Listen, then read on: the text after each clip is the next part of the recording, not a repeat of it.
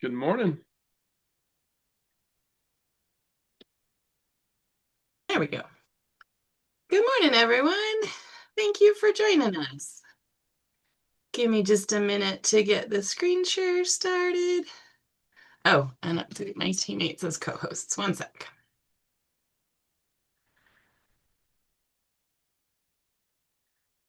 All right. And one more. There he is. Oh, come on. All right, there we go. I think we have the co-hosts we need. Let me get the screen share going. And we will get started here. I love it when the technology all moves just as you start recording. Thank you for bearing with me as I got that all set up. Oh, and it's showing the wrong screen, it looks like. Okay, let's try that again. Hang on one second. Amanda, it looks good on my end. Oh, interesting. Okay, well then I'm going to ignore what this Zoom screen looks like and move on because it looks like it's showing just the tab. Okay. All right. So thank you for joining me for YIC webinar 51. Well, excuse me, YIC and Prevention Mentor webinar 51. All right. So this morning's agenda will be a quick mindfulness moment, like always, an introduction of presenters. And our core competency update will be with Priyanka Patel, and she's going to share some data analysis and findings with us. And then we're going to hear from Danielle Pedersen on focused graduation pathways. And of course, we'll wrap up with some mentor breakout rooms where you can check in with our trainers and other mentors or continue the conversation with presenters. All right, so for our mindfulness moment this morning, I found some ideas in the Student Services newsletter, actually. There were more, but these were just the three that stood out to me, and I thought were adaptable for you all to work with your students in mentor meetings. And so the first idea was the idea of a gratitude scavenger hunt and just have them, give them a couple quick prompts to find ideas around the room of what makes them thankful. It could be as simple as a plant that's in the office, or maybe you as the mentor, but you can give them some prompts and have a quick scavenger hunt in the room while you're doing your meeting. Another idea was the gratitude jar, or I was thinking a baggie, especially for our mentors who are on the road. It would give you an opportunity to let them write down a few things that they're thankful for. And then you could carry that with you and let them pull those back out and reflect on them at future meetings. And of course, add to them as you're going along. Another idea for our mentors who are both school-based as well as on the road, I thought was fun was a gratitude wall or tree. And it's just a little adaptation of having them, maybe cut out the piece of paper like a leaf if you're doing the tree theme, or go in and put that sticky note on the wall of what makes them grateful. Um, and for those of us who are on the road, I thought maybe you could just adapt this idea and put it in a binder or just maybe on a sheet of paper that you could carry with you in your mentor toolkit. All right. So those were just some ideas, like I said, that came out of the Utah State Board of Education Student Services newsletter. If you're not signed up for that, you can easily do it through the listservs. Okay, so introducing our presenters this morning. First, we have Priyanka Patel, and she is an associate partner at Bellwether. She joined them in 2021 and has extensive experience in designing and executing surveys, as well as conducting quasi-experimental and experimental research. Priyanka started her career as an elementary school teacher and as a teacher of Indian alumna. Priyanka holds a bachelor's degree in psychology from the University of California, Davis, and a PhD in education from a university in Finland that I will let her pronounce when it's her turn. All right, following Priyanka, we have Danielle Pedersen, and she is an adult education specialist for the Utah State Board of Education. Danielle supports programs around the state that offer adult basic education, high school completion, and adult English language courses. She also she also serves as the Utah State GED Administrator, is an educational liaison with the Utah State Department of Corrections, and participates on the State Workforce Development Board. She received a bachelor's degree in communication from Weber State University and a master's degree in educational psychology from Utah State University. She also completed a postgraduate program at Western Governors University in educational leadership.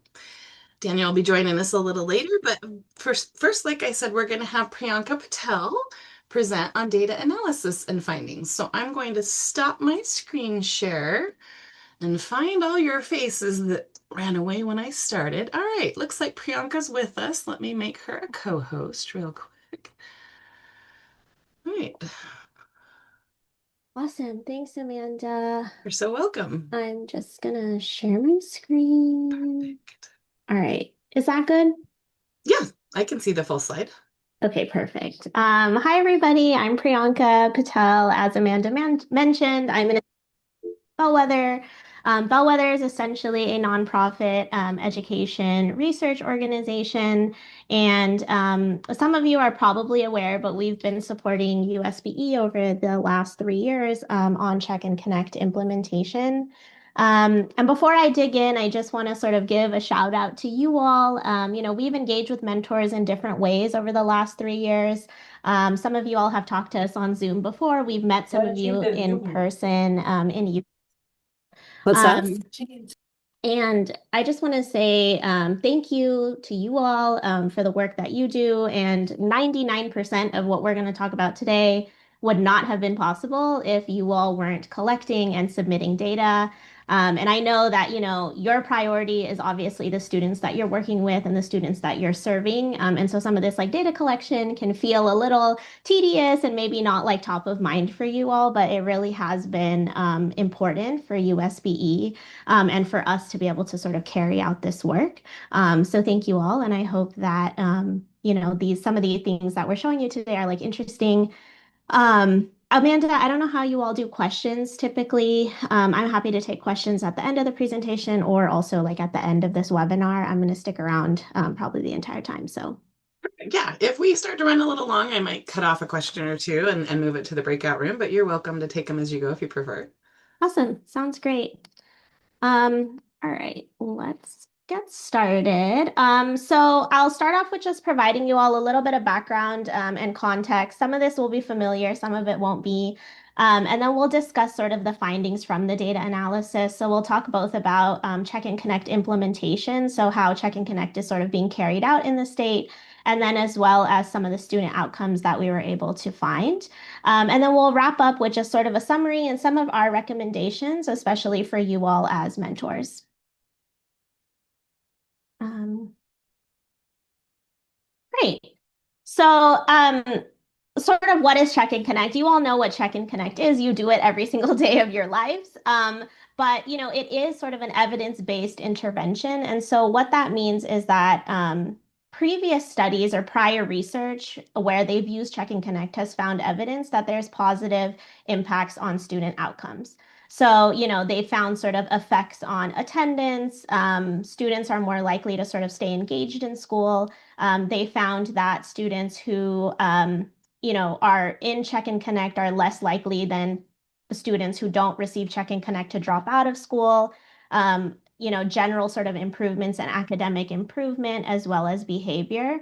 And Check and Connect being an evidence-based intervention is one of the reasons why USBE actually selected this program in particular a little over 10 years ago for sort of implementation. And so, one of our goals with this study was to really look at are we seeing sort of similar things with students in Utah? Because none of the studies that had been done prior had looked at Utah.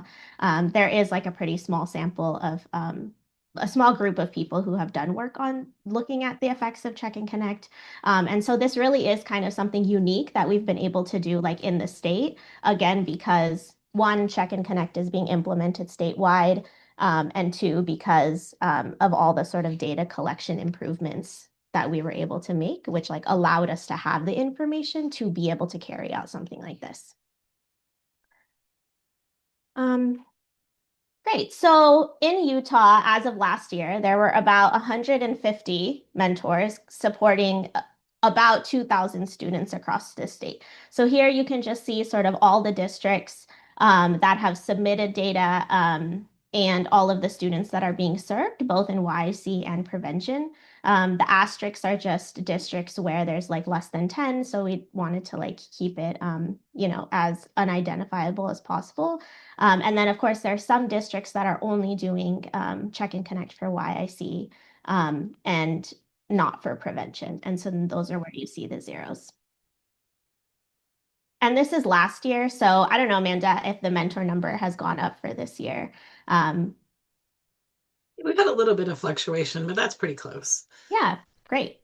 So, I mean, really like big group of people who are participating in this. I think 2,000 kids receiving Check and Connect is really amazing.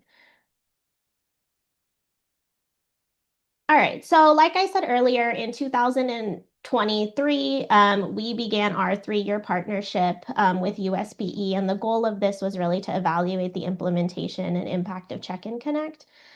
So we've been collecting data for both students in YIC and prevention. As you'll see, we'll show results for kind of both. And our evaluation work really focused on updating the data collection tools. As you all know, we sort of overhauled the tools that you all were using to collect data. We've implemented a fidelity dashboard, and so all the data that you all submit goes into a dashboard that allows USBE to just sort of see aggregate results of how Check and Connect is being used, and just sort of a broad overview of how students in Check and Connect are performing. Um, and then on our end, we have really worked on analyzing qualitative data that we gathered via mentor and student interviews. So we've interviewed some of you all directly. I know you all have helped us a lot in getting student interviews as well. And so, we would come out a couple times. We've come out a couple times and talked to students, both in YIC and prevention across all grade levels and across multiple districts in the state. And then, of course, analyzing the quantitative data that's being submitted by you all as well. And so today we'll primarily focus on the quantitative data. So everything that you all submit via the reporting form at the end of the reporting period is what we've used to do this work.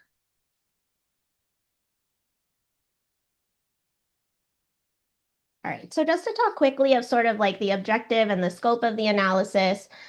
So again, we really wanted to understand the extent to which the program is being implemented in Utah schools, and then of how mentor activities are impacting the students who are participating over a single academic year. And so we aim to answer sort of 2 big research questions. So to what extent are Check and Connect activities being implemented as intended? So as you all know, because you go through a training with Amanda and Julia, there is sort of a prescription to how Check and Connect is supposed to be done.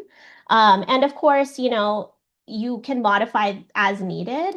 But as an evidence-based program, the idea is that if you do Check and Connect the way that it's prescribed or the way that it's supposed to be done, you should be able to see the student outcomes that are expected.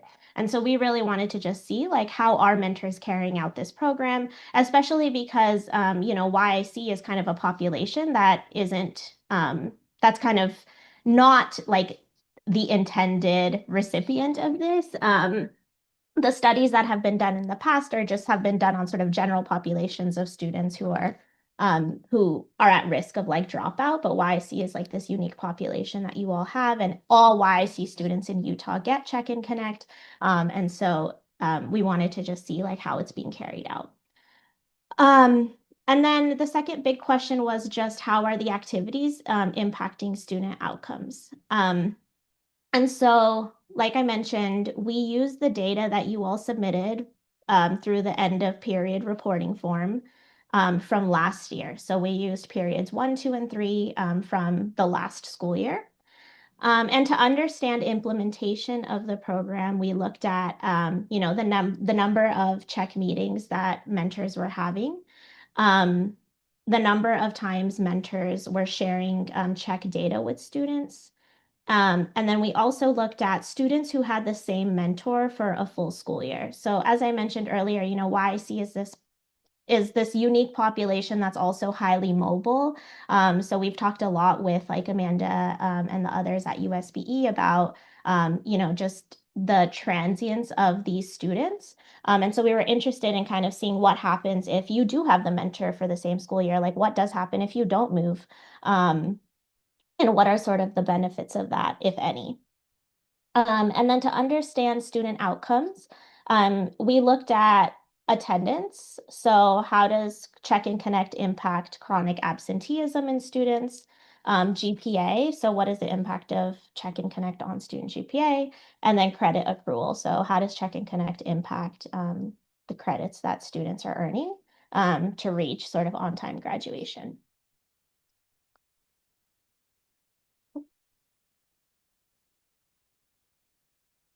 All right, so the data that were included in the analysis, again, reflect the two populations that are being served by Check and Connect.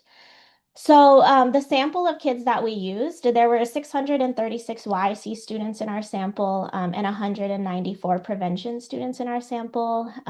25 YIC or LEAs were represented in the YIC sample and 6 LEAs were represented in the prevention sample. Some of you may be wondering, like, why is the prevention sample smaller? Why is the number of districts lower? And one of the things that we sort of restricted ourselves to were students who participated in Check and Connect for the entire academic year. So Check and Connect, again, is sort of designed as like a slightly longer term intervention. So it's expected that kids are in Check and Connect for at least a year, 2 years. And so that just means that we might not expect to see the same kind of results for students who participate shorter period of time. And so we really wanted to see for students who do get it for at least a year, what are the effects of that? And so a lot of students in prevention were not in Check and Connect for the entire year. LEAs are sort of determining when students are joining and when students are leaving. And so we had a lot of prevention kids who ended up dropping out of the sample because they just weren't in the program for long enough. Again, all the grade levels are represented. This kind of just also shows you, who is getting Check and Connect. So among YIC students, there's sort of this varied distribution. There's a good chunk of elementary, middle, and high school students getting it. Prevention, you see more students getting Check and Connect for prevention in middle and high school, which maybe isn't surprising. It's harder with younger ones to kind of notice like what is going to become sort of a longer term issue. And so, it's good that they're being identified as early as middle school and receiving that support. And then the percent at risk just shows you like among the kids who are in the sample, how many students were chronically absent, how many students were at risk for behavior, so having 2 or more suspensions, and how many students had, 2 or more Ds or 1 or more Fs. So among the YIC sample, 44% of kids were chronically absent. And then among the prevention sample, much higher, so 77%. And this kind of just allows us to see like what is going on with these kids at the start of their sort of Check and Connect. So clearly prevention kids are being identified for Check and Connect because they probably have attendance and grade challenges, which is very much in line with what we hear from mentors as well when we ask about prevention. YC, the numbers are probably a little bit lower because your performance isn't determining your entrance into the program. So you're entered into Check and Connect because you're YIC, not because you're struggling with grades. You may be struggling with grades and attendance, but you may be not. And so those numbers are a lot lower there, probably for that reason. Just as a reminder for like enrollment and exit. So like I said, enrollment, YIC students, you're enrolled regardless of your academic performance. And with prevention, that's different. So you're identifying kids depending on their performance. Similarly with exit, so YIC students, obviously you get exited out of Check and Connect when you're no longer YIC. But for prevention, you get exited out when somebody determines that you're no longer at risk. And that varies across districts as well. And then the last row just shows you sort of the percentage of students who had the same mentor for the full academic year versus those who did not. So out of the 636 kids in YIC, 60% of them had the same mentor for the full year. So that means 40% of kids moved at some point in the year and had to switch mentors. For prevention, that was a little bit higher. And that also sort of makes sense to us because prevention is like a less mobile sample, a less mobile group of kids. Um, Great. So I'm not going to read through all of this. This is a lot of words on just interpreting the data. But, just some things that you want to keep in mind. So just keep the context in mind. We talked a lot about the context. So who are the kids that we're looking at? Who are the kids that we're not looking at? A lot of what we're going to show you is correlation. So that's like relationships between different things. And so none of the analysis is causal. So that means you can't say things like, connect meetings are causing improved student attendance. We're looking at relationships. All of the results you're going to see are sort of based on predictions. And so when we do this analysis, we use sort of these models that predict probabilities, which is just like the likelihood of something happening. And so, it's kind of like the average outcome for the typical student. And just to avoid overgeneralization. So, again, the results that we're showing are only sort of applicable to the people who are in this sample. So again, students who are in Check and Connect for the full academic year, students who are in those 25 districts, et cetera. And so, we can't generalize and say that like every student who gets Check and Connect in Utah is going to have exactly these results. It's again, just based on sort of the people who are here. All right, so jumping into findings. So again, we looked at both implementation and outcomes, and implementation really focused on sort of is Check and Connect being delivered as designed? So as I mentioned earlier, last year, there were about 1,500 YIC students who were served via Check and Connect, but fewer than half participated for the entire academic year. So here you can see in this second bar, 636 people participated for the entire academic year. And of those 636, 382 had the same mentor for the entire academic year. And so later you'll see we kind of looked at what happens for these 382 students who do get to keep their mentor. Does it matter if you keep your mentor? Does it not matter?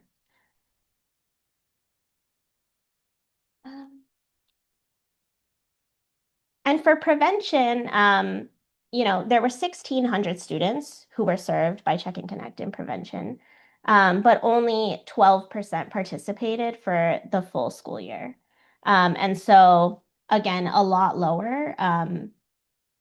Just because of how sort of Check and Connect is being delivered. But I think one thing that's important to keep in mind, especially if, you are sort of the person making decisions about when does a student exit or when does a student enter, is that this particular program, Check and Connect, is designed as an 11-month intervention.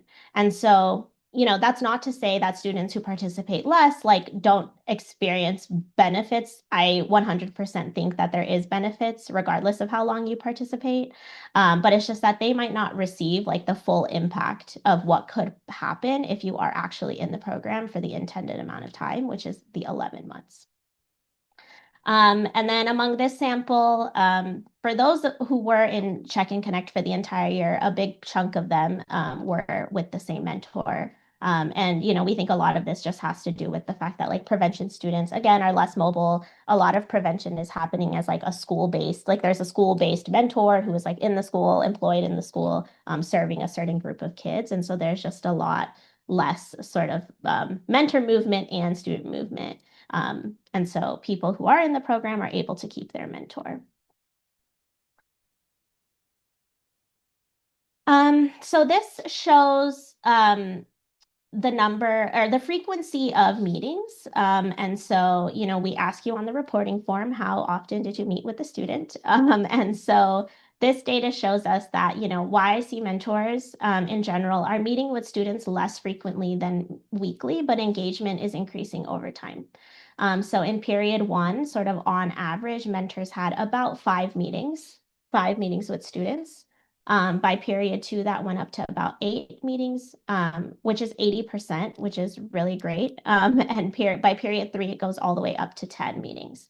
And so, this I think, we see as a positive, and I know USBE also sees as a positive. We understand, at the beginning of the year, mentors you're still getting to know your students, you're still getting situated, you're still getting your training, etc.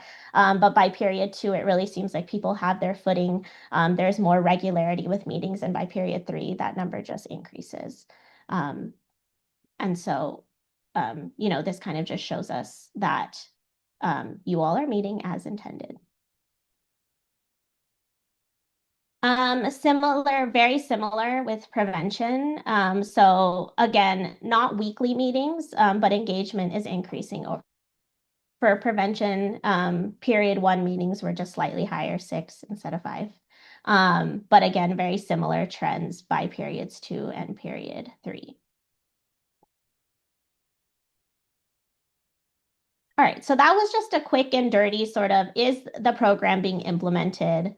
And we looked at meeting numbers to just see, like, are mentors even meeting with students? And the answer is yes, you all are meeting with students, which is great.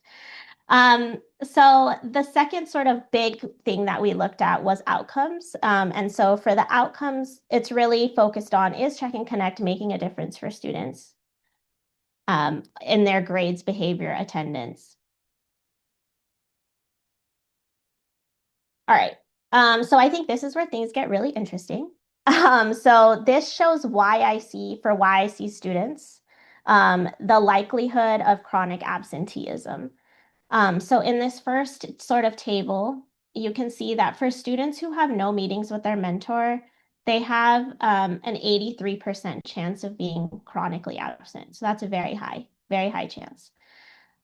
Students who meet with their mentor at least 24 times, which is like an average of 8 times per reporting period, just 24 divided by 3, that would be like 8 meetings per reporting period. That likelihood of chronic absenteeism goes down to 30%. So that's a 50 percentage point decrease in sort of the likelihood of being chronically absent compared to students who never met with their mentor. The second table shows sort of the number of the likelihood of being chronically absent based on the number of times that you all share check data with students. And so again, we see that students who never sort of see their check data, so you never have a conversation with them about their attendance, they have like a 74% likelihood of being chronically absent. But when mentors share check data at least 16 times, and that's throughout the entire academic year, have a 37% likelihood of being chronically absent. And so, huge impacts on sort of attendance. Of course, I do have to caveat this with, like, because Check and Connect is a school-based intervention,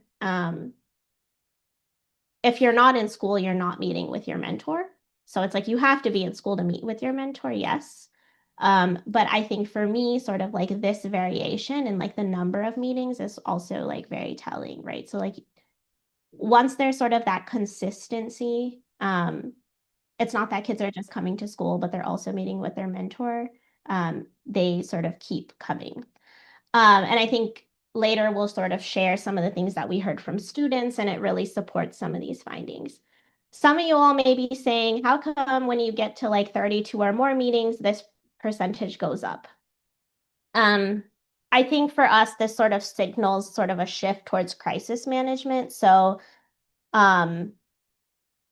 you know, mentors, you all sort of are increasing your meeting when there's like crisis happening. So like if a kid just like is really, really struggling. And so we sort of see at the tail end, these go up. And this is not uncommon with a lot of sort of interventions. There's kind of a threshold, right? There's like an ideal amount of time. And anything sort of past that ideal amount of time sort of goes into like crisis mode. And so that's kind of what we think is happening here. But I think for us, these numbers, the 24 meetings and the 16 sort of times of sharing check data is very telling.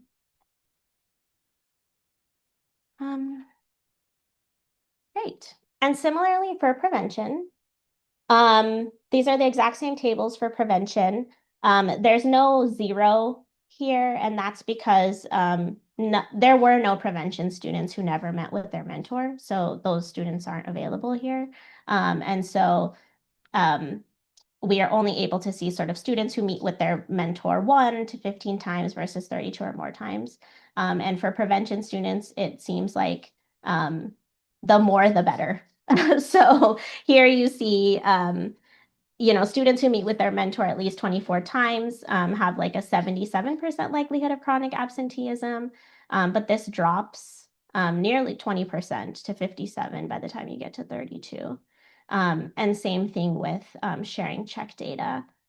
It seems like prevention students really need that sustained and frequent engagement. So the more the better with them, at least weekly, at least 32 times a year. And if you all remember the table that we showed at the beginning, there are a lot of prevention students who are high risk for attendance compared to YIC too. So I think, they just need that sort of consistency.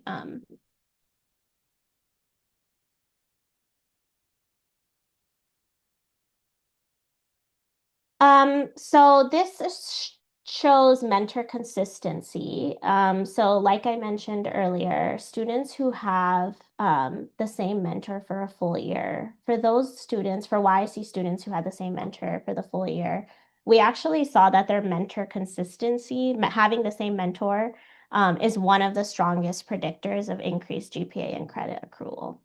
And so here at the bottom left, you see this is the GPA, average GPA for students who have different mentors versus students who are able to maintain their same mentor. So having the same mentor, you have like a 0.44 increase in GPA compared to a student who has multiple mentors. Huge impacts on credit accrual. So YIC students who work with the same mentor for a full year are actually predicted to earn 2 additional credits per year compared to students who work with different mentors. And we know that, you need on average about 6 credits per year for on-time graduation. So having a consistent mentor is really impactful. And I think, we'll talk a little bit later about sort of what this means because, it's most of the time not in our hands if a YIC student is switching and leaving and has to switch mentors. But I think it gives us something to just sort of think about of like, if we can't keep the same mentor, like what can we do to keep things as consistent as possible to sort of, maybe mimic that previous mentor experience. For us, this just kind of shows that, many YIC students do have unstable adult relationships, and a Check and Connect mentor kind of is offering students maybe that continuity and the trust. And we are seeing sort of this improved school engagement, which is then being reflected in their grades.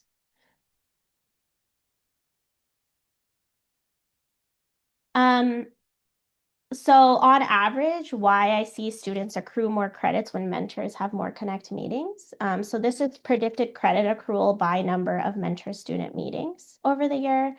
So again, similarly with attendance, a YIC student who has at least 24 meetings with their mentor, where you all are sharing check data, is predicted to earn about 6 credits. And this is the amount that's needed to stay on track for high school graduation in Utah. So I think this just shows us it's okay if you're not meeting weekly, but you need to try to prioritize sort of at least 8 meetings per reporting period. and high quality meetings. So not just like, hi, bye, but like, hi, here's your grades, here's your attendance, talk about that check data with them, because we're seeing that conversation is really sort of making a difference in driving some of these outcomes. So switching to prevention students. So for prevention students, huge impacts of sort of mentor-student meetings on GPA. So consistent mentor meetings can nearly double GPA of prevention students. So here you see average GPA of students who only have like 1 to 15 meetings is only a 0.89. And this goes up to 1.63, which is like nearly double when you have at least 24 meetings where you're sharing check data with students. This is still low, right? But GPA is something that, requires academic mastery, takes time to sort of change. And so I would expect maybe that for prevention students who, if they're still at the 1.63, they shouldn't be like removed from prevention. They should be staying in prevention because this is not a passing GPA. Getting the intervention for a longer period of time, and then we might see larger increases here as well.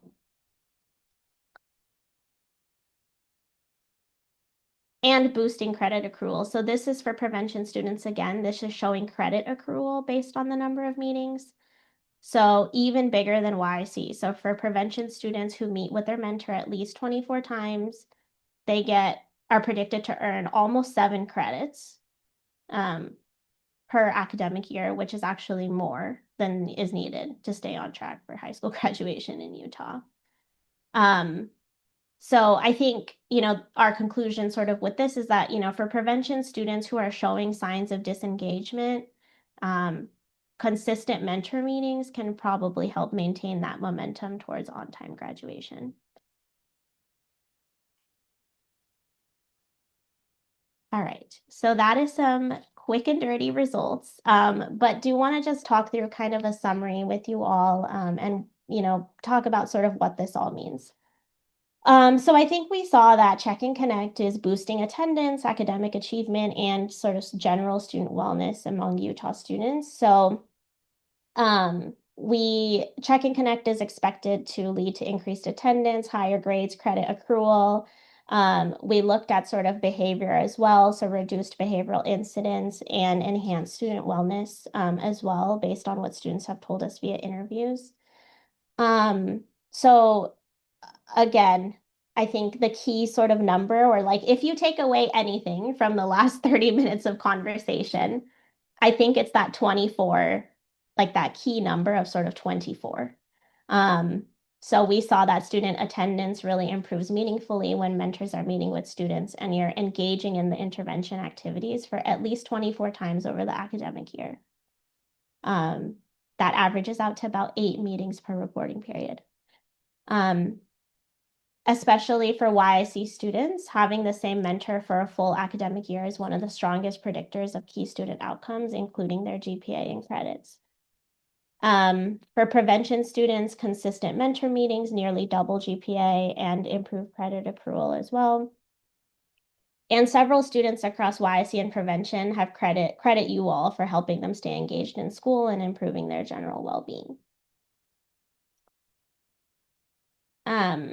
So as I mentioned earlier, we did talk to students across multiple years, and I think we see that the student interviews really support the findings from the analysis, so from the data you all are submitting. In terms of attendance, students were sort of regularly reporting that their Check and Connect mentor makes them feel supported.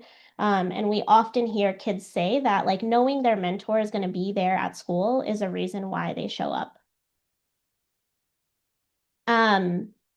In terms of sort of GPA and general grades, students talk to us a lot about how you all mentor or monitor their grades. You all help them set goals and problem solve. And like I mentioned earlier, like increasing GPA requires academic mastery, right? So it's like you can earn credits without necessarily mastering the material. But in order for you to increase your GPA, you need to get higher grades, which requires academic mastery. And I think mentors can play sort of a role there and sort of, being that consistent person that can sort of motivate kids to sort of work on academic mastery as well. In terms of credits, students talk to us all the time about how you all are supporting credit recovery, motivating them to stay on track, especially the high school students are like always talking about how, you all are play such an important role, just reminding them what the end goal is, and that's to get to graduation, and pursue, whatever their post-grad plans are. Um, Mentor conversations, you all have also shared that, you help students who have lost hope to reach on-time graduation. And then in terms of behavior, I think both students and mentors have shared examples of when, you all are helping them navigate interpersonal challenges and reflect on their choices. And that's really helping some students build like social emotional skills, which is leading to sort of better behavioral outcomes as well. And so, when we were looking at the quantitative data, when we're trying to make sense of it, everything that we heard from interviews, like really did align with what we were seeing as well.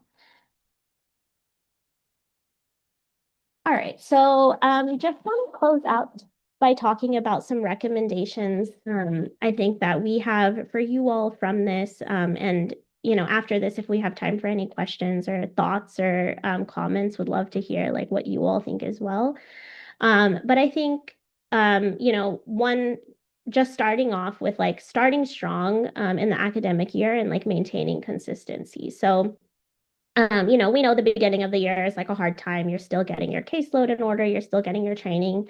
But I think attempting to sort of begin the year with momentum and establish a consistent meeting schedule with students is really important. We saw that consistency in the mentor-student relationship is really critical, especially for students who are at high risk. Of course, we don't always have control over where students are going. But I think there's some value in really thinking about how can you smooth the transition. And I think one big piece that we talked a lot about with USBE was like, even just maintaining up-to-date student data can be really important for the next mentor, and then coordinating with that new mentor when necessary and when possible might be one way to just sort of smooth that transition. And if you get a student from another mentor's caseload, maybe trying to talk to that mentor about some of their practices and what they were doing can also just help bring some of that consistency. The second point is just around like prioritizing meeting quality. So I think one thing that we have reflected on a lot is that, it's not just frequency of meetings that is driving these outcomes, right? It's also like the quality of the interaction. I think when we're doing data collection from you all, we're asking very sort of surface level, like how many times did you meet? How many times did you do this? How many times did you do that? So it's really sort of up to you. And that's because there's only so much data we can like collect and quantify, right? But I think as a mentor, it's really just thinking about like having high quality interactions. And so like thoughtfully engaging in at least one intervention activity, so sharing check data and feedback or facilitating problem solving or goal setting in line with the student needs at every Connect meeting, I think is really important. And I would even go as far to say, like, I would prioritize having slightly fewer meetings if it means that every meeting is high quality, right? Versus having like 20 meetings that are like 5 minute high and by. Um, I think that there's a reason why there are activities that are in Check and Connect, and it's because they are driving these outcomes that we are seeing. So again, just trying to do at least one or two of the recommended activities is really important. Um, you know, I think being proactive rather than reactive is our third point, and that's just communicating regularly with students and their team instead of waiting until challenges arise. Um, I understand that this is probably difficult. We have talked to a lot of students who often say things like, I'm doing great in school. Like, I don't need my mentor. I don't have anything to talk to my mentor about because I'm doing good. And so this can like cause it to be sort of easy to like just, wait until students are struggling or like increase communication when students are struggling. But I think the consistency piece really shows us that there is some value in just ongoing communication, ongoing relationship building, um, with both students, but also like their broader support team. So like their families, their caseworker, etc. Oh, and this should be number four, but number four is going beyond sort of check and connect. Um, I think one thing that we always sort of had to come back to when we were looking at this is like, what is the goal of Check and Connect? Like, what is the purpose of this program? And as designed, the goal is to promote student engagement with school and learning, right? So, but I think one of the things that the outcomes are showing us is that for some students, like Check and Connect alone might not be enough. And I think especially for students who are struggling academically, they may need supplemental interventions. And I think one thing that's important to keep in mind as a mentor is that we're not saying that it's your responsibility to provide that, right? So it's not your responsibility to provide these additional academic supports or like behavioral intervention. Like there are people who are specialized to do those things. But I think as a mentor and as somebody who's collecting very consistent student data, you can take that to the person whose job it is to support those things. And our hope is that um, you're able to sort of use that data that you're collecting to sort of back it up, right? So you can show them, you can say, like, I've been collecting data on this student. Here's how they're doing. Like, I'm worried about their progress. I need somebody who can help with academic intervention or behavioral supports or whatever. Um, and so I think like you play a really key role in sort of connecting to those other resources that students need. Check and Connect is not like a cure-all for everything that students face in school. And we like you are not a magician, and that's okay. But it's not going to be enough for some kids. And so it's just recognizing like when do they need something else and then connecting them to those people who can provide them with that something else. Um, I think that is the end for me. This is us. This is my team. My colleague Kristen, I think she's somewhere on this call, and then Haley as well. And this is just some of our information. So please do feel free if you have any questions or follow-ups, especially about sort of the data analysis or the things that we talked to today. Please feel free to reach out to us. Our contact information is there, and we are always around. Great. Thank you so much, Thanks, Priyanka. Amanda. Awesome. Well, we do have a few minutes. If anybody wants to add a question to the chat real quick or come off mute before we switch gears and have Danielle present. And then, like Priyanka said, she'll stick around at the end to do a breakout room where we can do more conversation there as well. Anything burning? Several thank yous in the chat, Priyanka.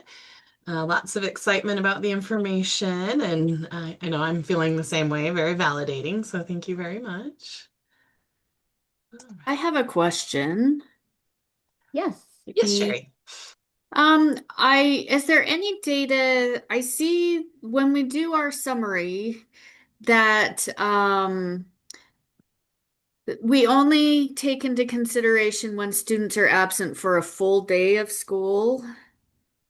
However, am I doing that wrong or something? I'm just concerned because I have like the high school students who are missing a ton of classes throughout the day, but they're not missing the whole day of school. And so in the reporting report, I say, oh, he's got 85% attendance, where if I was looking at each class attendance, it's like 50%. Right. Does that make sense? It does, because that's one of the things where you're weekly tracking the more detailed data, but then you're only turning in the summary data to the state board. So Yes. One caveat that might be applicable here is if your district policies say if the student misses 3 or more classes, they're actually considered absent for the full day. Some of our districts have some of those local criteria like that as well. Anything Okay. else, Priyanka, that you would add? Yeah, I would just say, so just to give you all a little bit of context, the reason why we ask about sort of cumulative attendance is because that's what's consistent across all the districts, right? Is like, what is the student's cumulative attendance percentage? So like Amanda mentioned, some of that more detailed information in terms of like classes varies a lot across districts. And so we don't collect that data because then it's inconsistent on our end. But that is definitely something that if you think it clearly is important and critical. And so, like, you should track that in your weekly um, and then follow sort of whatever your district guidance is for that. Okay. Great. Thank you. Sherry? All right, friends, let me check the chat again. All right, I'm not seeing anything. So, thank you, Priyanka, and I appreciate you sticking around later.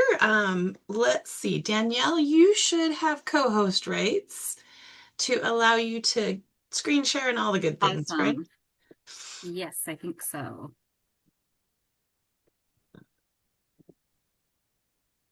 All right, getting that up there. So can you guys see what I see? Yes, it started the share. Perfect. Well, thank you for inviting me, and I was glad to come a little bit early because it was great to hear that presentation from Priyanka. And I think this focused graduation pathway ties in so well to the things that you're already doing to just create one more potential option for some of those students that are struggling to meet graduation on the predictable timeline.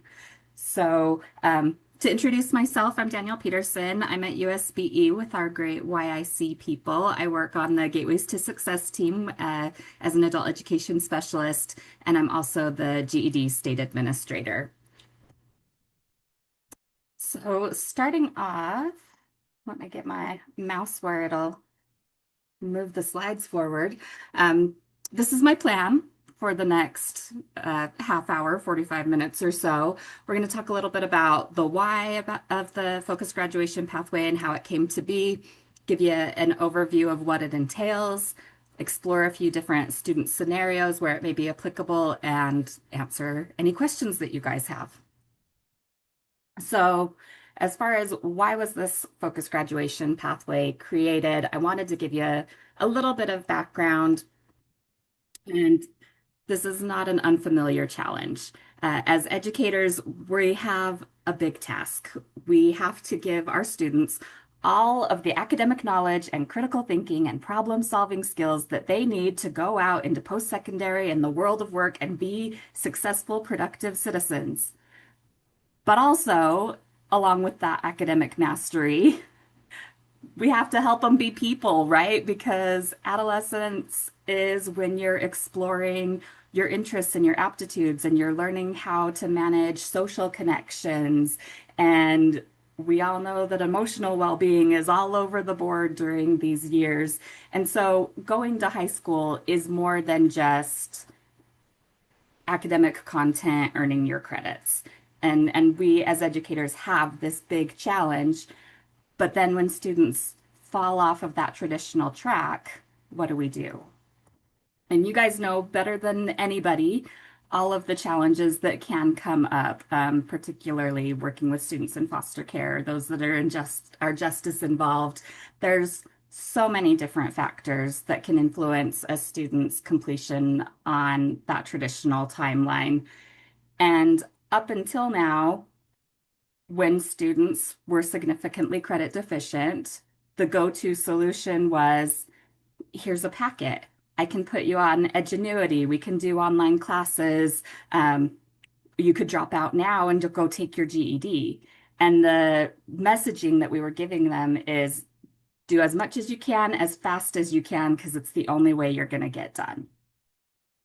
But doing that and focusing on credit completion exclusively means that we lose all of that qualitative piece of high school. So they don't have the opportunity to participate in extracurricular activities or explore their career interests, do dual enrollment with the tech colleges, and have the support of caring counselors and mental health specialists and all the different resources that we have in a traditional high school that we don't have in an adult education setting. And sometimes our alternative schools just don't have the same depth of resources that the traditional schools do.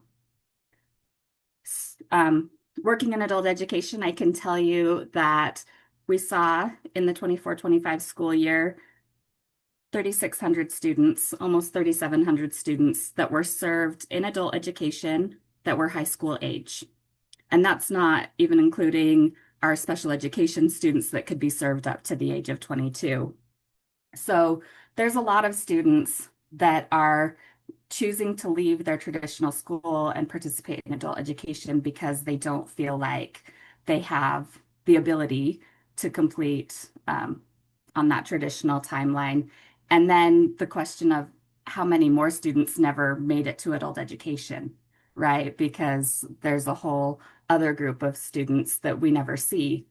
So in my perfect world, if I had a magic wand, we would never see students that were under 18 in adult education because our K-12 services would be so robust in meeting all of the needs of those students.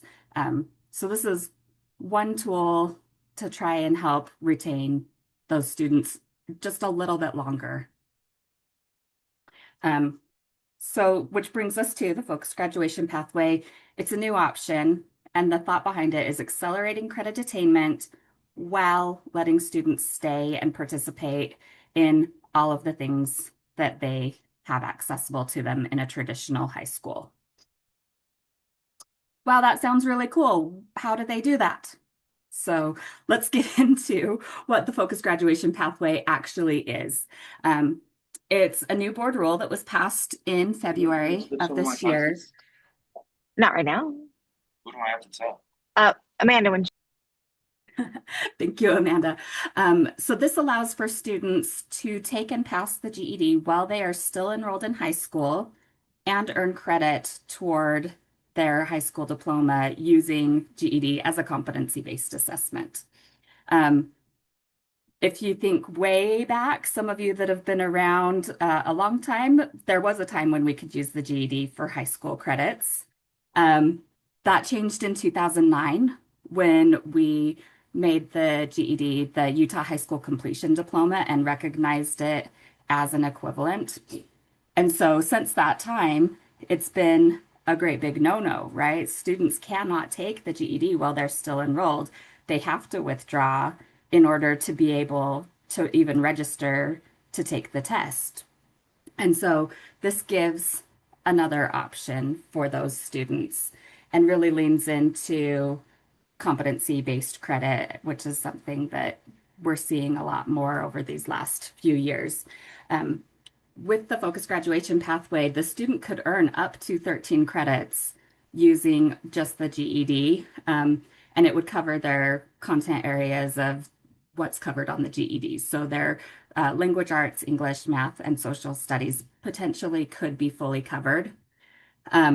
If a student already had some credits in those areas, which most students will, then it would just fill in the remaining gaps. So if a student had taken through Language Arts 10 and only needed 2 credits, they would be able to get up to the 2 remaining credits needed by taking the Language Arts section of the GED. And they can also only do those portions that they need. So they don't have to take and pass the entire GED if really they just need credit remediation in math. Again, the purpose of this is to keep students that have low credits engaged in school, give them the opportunity to still graduate with their cohort, and give them some time to focus on preparing for post-secondary opportunities. To be eligible, we're looking only at juniors and seniors, and they have to be credit deficient, which in the policy we define as a junior that is 6 or more credits behind, or a senior that is 3 or more credits behind, basically a semester or 2 semesters for a junior. They also have to have a ninth grade reading level. And the purpose for that is just making sure that we're setting them up for success. This is an accelerated pathway, and so we don't want to put students into it if their likelihood of passing the GED in a reasonable timeline isn't going to match up. In that case, you would want to work with other remediation specialists and options with your schools. As far as instruction, the schools dedicate time in the student schedule for them to do their GED prep courses, and we're asking them to provide qualified subject matter experts to do that instruction and help students prepare for those subject areas.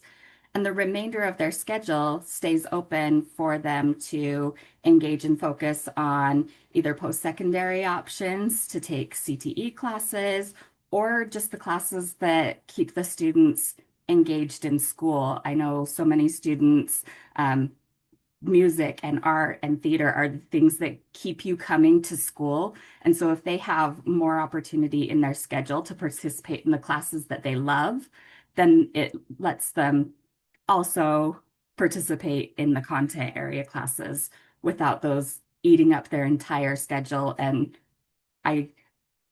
for myself, I think if I was in math, science, language arts all day long, every day, I don't know that I'd want to go to school for very long either, right? You need some of those passionate classes that keep you going. Just to give you a really brief overview of what's on the GED, it is made up of those 4 sections and the different content areas. The Reasoning Through Language Arts test is the longest at 150 minutes. On an older version of the GED, there were 5 sections, and they broke out reading comprehension and writing into 2 sections. But it's currently a single Reasoning Through Language Arts. It does still include the 45 minutes for an extended response, and there's a 10-minute break in that test. The mathematical reasoning is about 2 hours long, and that's also broken into 2 sections where they have a computation piece where they're not allowed to use a calculator, and then an application part where they can use their calculator. And then social studies and science are a little bit shorter tests. Across the GED, they've really made a lot of changes over the last several years, that it's not just testing content knowledge. They're looking at critical thinking skills, problem solving skills, close reading skills across all of the different content areas. We only really see evidence-based writing in the Reasoning Through Language Arts, but there's been a lot of research and time to go into aligning what's on the GED with the Common Core state standards so that it is rigorous. I think if you go back a couple versions of the GED, there was a time when if you just had decent reading and testing skills, you could probably pass all of those sections. And this really does require you to make inferences and be able to cite back to the content of the test. So GED provides different cut scores as far as their recommendations. So a 145 is considered a passing score on each of the tests, and there's not an overall score. They just need the 145 on all 4 of the sections in order to fully pass the GED. That would be equivalent to your average high school student. So I think this is a student that was probably a C student. They got through, they did the seat time, they were able to pass at a 145. At 165, the students considered college ready. So these are your AB students. They're better prepared to move into a post-secondary setting. And then at 175, GED defines that as college ready plus credit. So this would be similar to your students that are participating in AP classes, concurrent enrollment, IB, as far as the rigor level and preparation. GED does have ACE recommendations for up to 10 credits of college credit for passing the GED. None of our current USBE institutions accept that. but there are some across the nation that will give students credit for their GED. And we're exploring that with our higher education partners.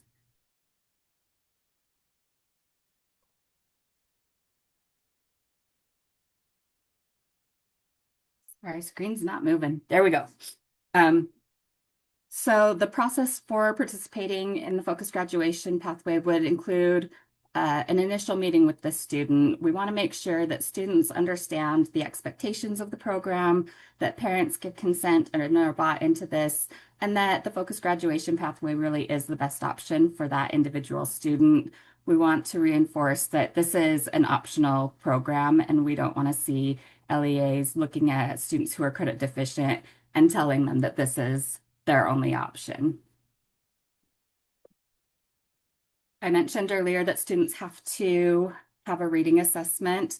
We let the LEA determine what reading assessment they're going to use. In adult education, we use primarily the CASAS or the TABE, but any reading assessment used in the LEA could work. As each LEA defines their own policy, they'll determine how they're going to measure whether the student has that 9th grade reading level. And I have had some questions about, students with disabilities and if their accommodations would allow them to access the 9th grade level. I think that's something you would want to approach on a case-by-case basis with your school to determine what's going to be the best fit for that student. When it comes time to test, students can use the GED testing centers that we already have across the state. So a school doesn't have to become a GED testing center for students to participate in this pathway.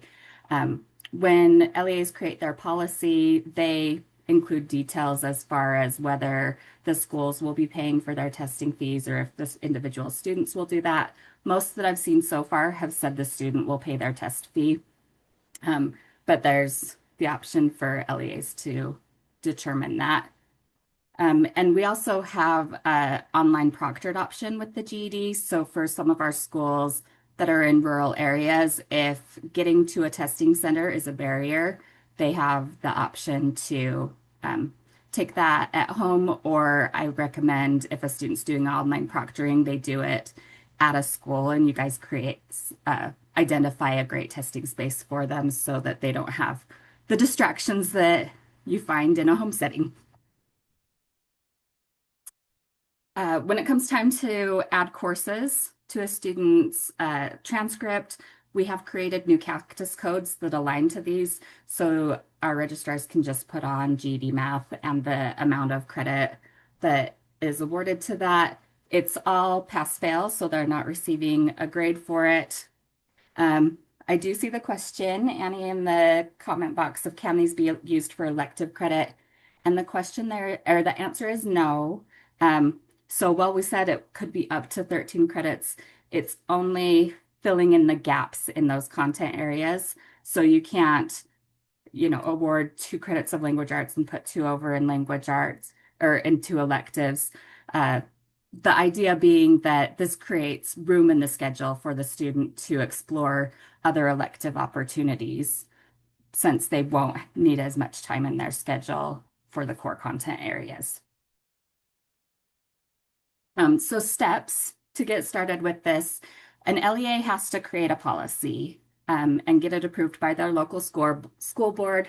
They then send in an application. It comes to me, and mostly at that point, I'm just verifying that they incorporated everything in the board rule into their policy and that they have the local board approval. And then I create an account for that school with GED so that they have access to their manager tool and can see the students' scores as they participate in practice tests and official GED tests. At this point, we have just a handful of LEAs that have started that process. We have a couple of charter schools. Wasatch School District was the first to submit their policy and have students that are starting to participate in it. Davis School District is getting started. We just approved Alpine, and I know several others are kind of in that process. So if this is intriguing, you may want to reach out within your LEA and see if anybody is working on an application. What goes into that application is here.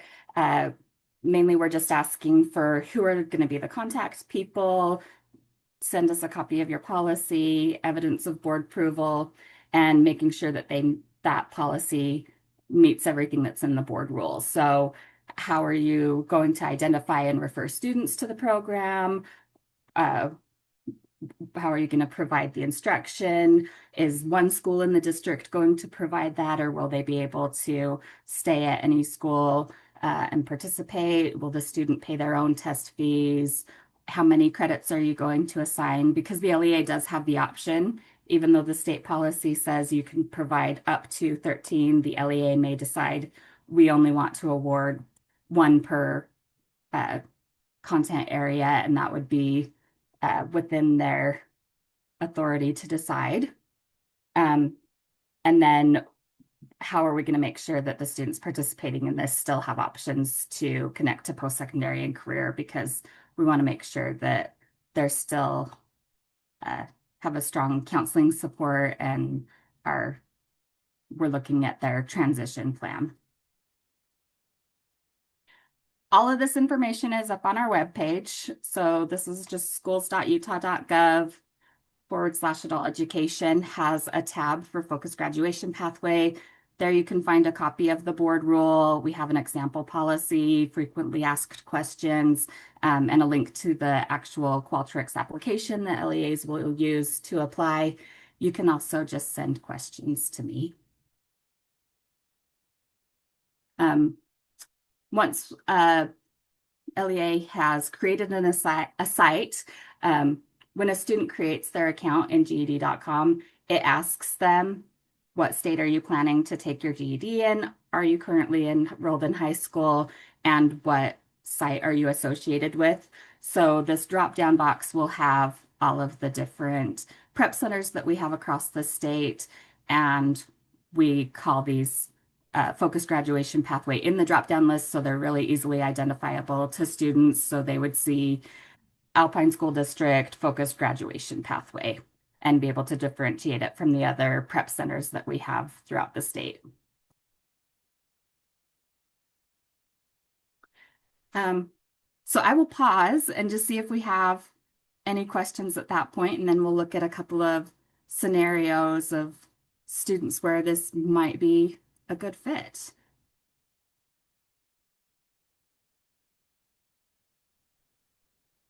So in the chat, we did have a question. Can we share your slides out afterward, Danny? Yeah, Okay. absolutely. I can send those over to you, Amanda, and you can get them to all the people. So. Awesome. All right. Anybody that wants to come off mute or add anything to the chat real quick before we move on to student scenarios?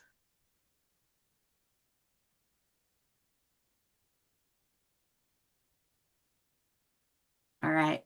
Silence means we're good. So the examples that I have to share are from Wasatch High School, because they were the first program to start implementing focused graduation pathways. And so here we have a student that was struggling mainly with attendance, and mental health was a big concern. The priority for this student was to help them be present as much as possible and give them opportunities to build social skills. As you can see, at the beginning of their junior year, they were pretty credit deficient in those core content areas. They did obtain some credit junior year, but starting senior year, this was still an ongoing issue. But through the focused graduation pathway, the student was able to complete and graduate, and the school was able to prioritize what she needed the most, which was those social connections and opportunities. Another scenario, here's two different students, one looking at life circumstances where they had a parent that had passed away and just didn't know how to navigate post-secondary education and graduation, and really needed the school to rally around them and provide some community. So by doing the focused graduation pathway, it freed up time in their schedule to where they were able to participate in aviation and engineering and CAD classes, which I think looking at our traditional credit recovery options, sometimes those advanced classes are just off the table. We don't have time or room to do some of those options.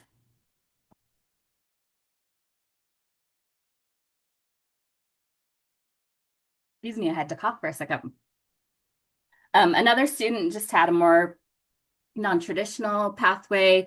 The student, when they came in to talk with the counselor, said, if I can't walk at graduation, I might as well just take the GED now.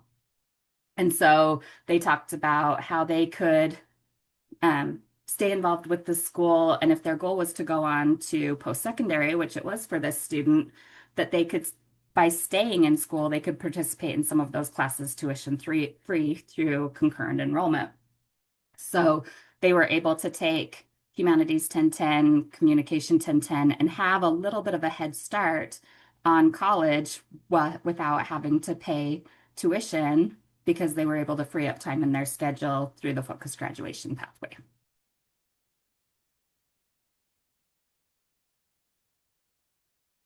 And then last couple of students, one was a student that had some neurodiversity and wanted to focus on transition services. So they really needed time to work with their transition team with special ed to build up employment opportunities, work on social skill building. And for this student, he was able to dive into those areas of high interest to him: robotics, STEM, engineering. Again, by just having room in his schedule to do that and not being pressured to focus on the content areas. And then finally, a student that their largest concern was financial need and needing to work full time. And so again, the conversation was, we could help put you through tech college while you're still enrolled so that you have more opportunities to help support your family. If you can give us another, 6 or 9 months during the senior year of high school, you could be a lot more better prepared to take care of your family and have a better wage at that point. So the student was able to participate in construction courses and work-based learning as a result of participating in the focused graduation pathway. So looking at some of those examples of students that are taking like AutoCAD and engineering, again, I work in adult education. Electives are few and far between, right? It's very focused on what are the graduation requirements. I think sometimes even art and PE are the hardest classes for students to obtain because we just don't have a lot of options for them to do that, which I always think sounds so silly, like, oh, those are the easiest classes in high school, but they're the hardest for us to teach in this scenario where we have limited resources. And so keeping these students engaged in their high school gave them so many more opportunities that they wouldn't have had they dropped out their junior year to take the GED or moved over to adult education to just wrap up their remaining credits and focus on credit recovery. And then talking with, it was Tara Jarvie at Wasatch High School on how they identified those students. She said the biggest thing was that the data indicated the students had lost hope, that without some significant change in what was happening in their high school experience, graduation was unlikely. And I just have a nice quote about hope, and I know that that is a lot of what you guys do, is providing hope for the students that you work with. It's the greatest gift we can give students. When students lose hope, they lower their sights.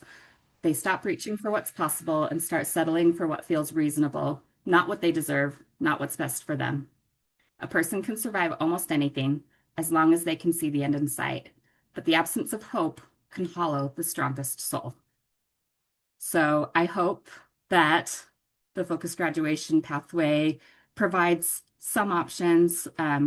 It's not going to be for everybody, but in those special cases, it could be a real game changer for those students and change the trajectory of their life. So that's what I've got for you guys. One more just quote and surrounding the GED, but that there's always going to be time that there's students in need of extra time and support. One approach is to create additional time by prioritizing proficiency with the focused graduation pathway, allowing a tailored focus on individual circumstances. So my contact information up here, Amanda's got it too, and then that website has all of the resources and details as well. Thank you so much. I love how well everything complemented each other today. And yeah, I got excited. This was so great to have you come present.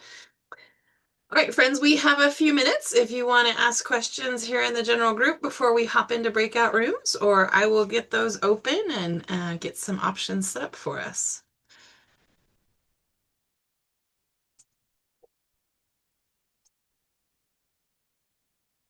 All right, I'm going to play with silence means we're good. So I'm going to open 2 breakout rooms. So in yes, that's what we decided. In number 1, Priyanka and my teammate Garrett, if you guys will go in there, that will be the conversation about data. And then breakout room number 2 will be Julia Armstrong and Charlene Hicken, 2 of our trainers that will help lead a conversation about problems of practice. And if you have questions for Danielle, just stay here in the main room with me and we'll entertain that conversation here. So let me open those 2 breakout rooms. And again, number 1, Priyanka, data conversations. Number 2, Julia and Charlene, anything about check and connect, problems of practice, celebrations this time of year, all those good things. So hopefully you should see those rooms opening. Like Danielle's, my computer is slow. Oh, there we go. They finally are open. You should see the little pop-up menu that lets you pick room 1 or 2. If you want me to assign you all into a room, I'm happy to do that. Amanda? Yes. Hi, Amanda. Sorry, I was having problem with connection, so I have to run and call IT to help me. Okay. So I would like to be in a group, please, if it is possible. Yeah. Do you want to talk with trainers or do you want to hop into the data conversation? Training, no, data conversation is good, please. Okay. Hang on just one moment. Thank you. You're welcome. All right. You should see a little pop-up thing that says Okay. join room now.